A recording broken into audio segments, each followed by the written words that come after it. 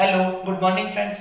तो आज अपने दूसरे राजा के बारे में बात करते हैं, यानी घुइल वंश का जो दूसरा राजा है उसके बारे में बात करते हैं। तो देखो, दूसरा राजा था अलहट या अलहड़। तो देखो, इसमें सबसे पहले हमने बात करेंगे सारणेश्वर प्रशस्ति की। इसमें सबसे पहले बात करेंगे सारणेश्वर प्रशस्ति की। ये 953 ईस्वी की है। ये 953 ईस्वी की है। तो ये सारणेश्वर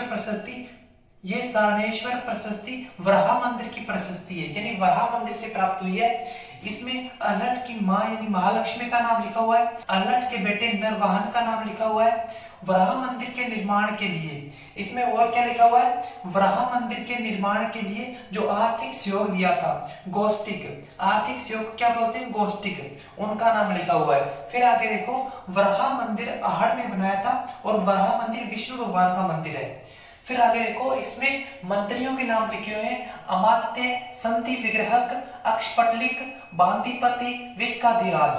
अब देखो, अमात्य यानी प्रधानमंत्री जो था उसका नाम था मम्मट। फिर देखो, संधि विग्रहक यानी युद्ध में शांति, यानी युद्ध में शांति स्थापित करने वाला जो था वो था दुर्लभराज।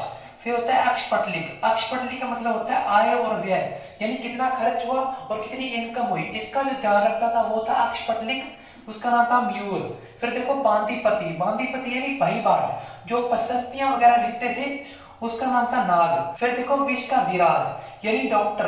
वैद्य जो था वो था रुद्रादित्य। फिर देखो, मेवाड़ में सबसे पहले कर्मचारी या प्रशासनिक अधिकारी या फिर नौकरशाही का जो गठन किया था वो अलट ने किया था। फिर देखो, आहड़ राजधानी बनाई। पहली राजधानी तो बप्पा रावल बनाती है नागरा को, और दूसरी राजधानी जो बनाई वो बनाई आहड़ राजधानी अलट ने। अब इससे आगे देखते हैं। आगे देखो, आहट पर अभिलेख। ये 977 ईस्वी का है। ये कोई शक्ति कुमार राजा का है, यानी कोयल से लेके शक्ति कुमार तक जितने भी राजा थे उनके बारे में जानकारी है। तो अलड़ के बारे में भी जानकारी है। तो आठ पर अभिलेख में अलड़ की मां महालक्ष्मी बताई गई है। ये तो सारणेश्वर प्रशस्ति में बताई गई है। इसमें क्या है कि राष्ट्रकूट है, यानी महालक्ष्मी का जो वंश है वो राष्ट्रकूट है, और राष्ट्रकूट को बाद में राजस्थान में राठौड़ कहा गया। अब देखो, अलड़ की पत्नी का नाम दिया गया है इस आठ पर अभिलेख में, यानी अलड़ की पत्नी थी हरिया देवी, और हरिया देवी थी जो वो पूर्ण राजकुमारी थी, और हरिया देवी ने एक गांव बसाया था, हर्षपुर गांव। अब देखो, जो हरिया देवी थी वो हूण राजकुमारी थी, और हूण जो जनजाति थी वो भारत की नहीं थी, वो मध्य एशिया से आए थे।